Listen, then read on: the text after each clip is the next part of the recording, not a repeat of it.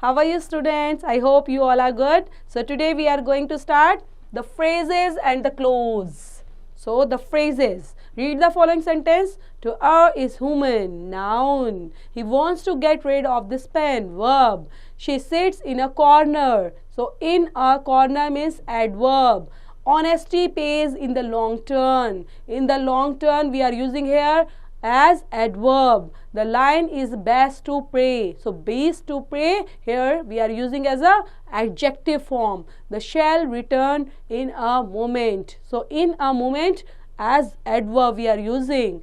I apologized on behalf of my brother. Prepositional. She ran at full speed. So at full speed adverb. So आप देख रहे हैं यहाँ पर जो हाईलाइटेड कलर्ड वर्ड हैं उनको किस फॉर्म में और किस बेस पर यूज किया गया है, नाउन, वर्ब, एडवर्ब या प्रीपोजिशन बेस पर, तो वो हमने स्पेसिफिक किया है. ठीक है, तो आप इनको रीड करेंगे तब आपको इजीली अंडरस्टैंड हो जाएगा, क्योंकि we have already learn about the noun, verbs, adverbs और prepositions. In the above sentences to get rid of, in a corner, in the long run, best to pray, in a moment, on behalf of, at full speed are the group of words which do the work of certain parts of speech as indicate in brackets and contain no finite verb. None of these sets of words make a complete sense. Such group of words are called phrases. तो ये क्या बनाते हैं, जो ये words आपको bracket में highlighted हैं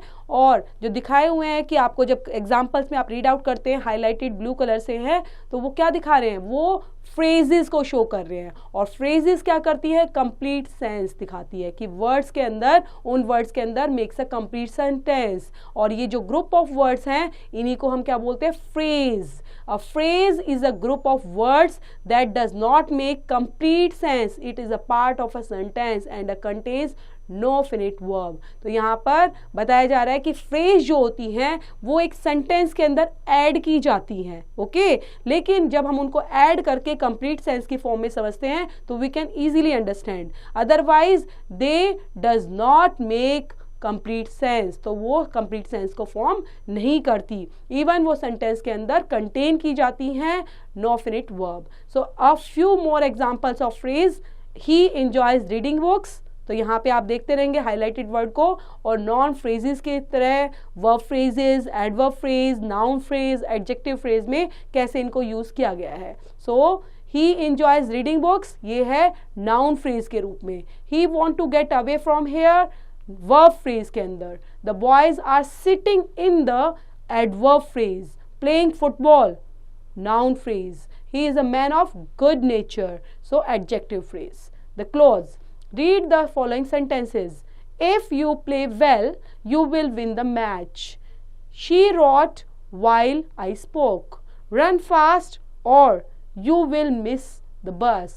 He worked hard but he could not succeed. When I reached home, my father had just left. I know the place where he lives. We didn't go out as it was raining. तो यहाँ पे कुछ examples हैं, कुछ sentences है, इनको अच्छे से थोड़ी रीड करना है और क्लोजेस को समझने की भी कोशिश करनी है. Each of the sentences given above has two parts and each part has a finite verb of its own. These parts are connected by a conjunctions, encircled words.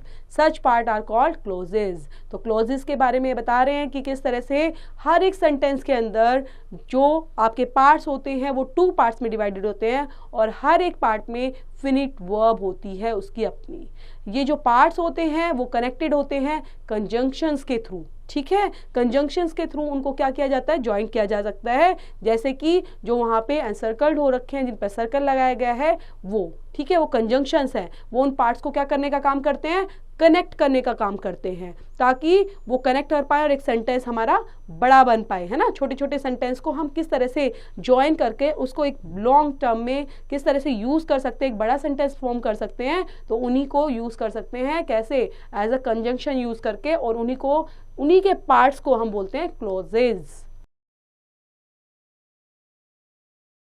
A clause is a group of words that forms a part of a sentence and it has a finite verb of its own. There are as many clauses in a sentence as there are finite verb. तो clause क्या है? clauses है group of words को, ताकि sentence के अलग part में form किए जा सके और उनके अंदर infinitive verb भी होती है.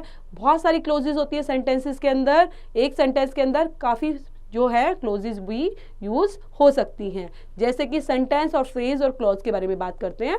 Sentence, a group of words, a group of words, a group of words. तो ये जो वर्ड है आप देख रहे हो फर्स्ट में, वो सेम है, वो आपको सेंटेंस की फॉर्म में भी हो सकता है, फ्रेज भी आपका ग्रुप ऑफ वर्ड्स में हो सकता है, क्लोज भी हो सकती है. तो हम एक एक वन बाय वन पढ़ते हैं. पहले सेंटेंस के बारे में पढ़ लेते हैं. Make complete sense. Okay, it has a finite verb, it has a subject and a predicate. Phrase के अंदर क्या होता है? ग्रुप ऑफ वर्ड्स होते हैं, पार्ट्स ऑफ अ सेंटेंस भी मिलते हैं इसमें. Do not make complete sense and has no finite verb, has no subject and predicate. Clause के अंदर क्या होता है? ग्रुप ऑफ वर्ड्स पाए जाते हैं, पार्ट्स ऑफ अ सेंटेंस होता है वो, makes only some sense, has a finite verb of its own, has a subject and a predicate of its own. ठीक है, तो इसमें आप देख पा रहे हो सेंटेंस के क्या फीचर्स हैं, फ्रेजेस के क्या फीचर्स हैं और क्लोजेस के क्या फीचर्स हैं. जब आप इन फीचर्स को डिफ्रेंशिएट करके इजीली सेंटेंस फॉर्म में करोगे और उनको समझोगे सेंटेंस बनाकर, तो आप इजीली अंडरस्टैंड कर पाओगे, है ना. तो इसके keep practicing. Thank you for watching students.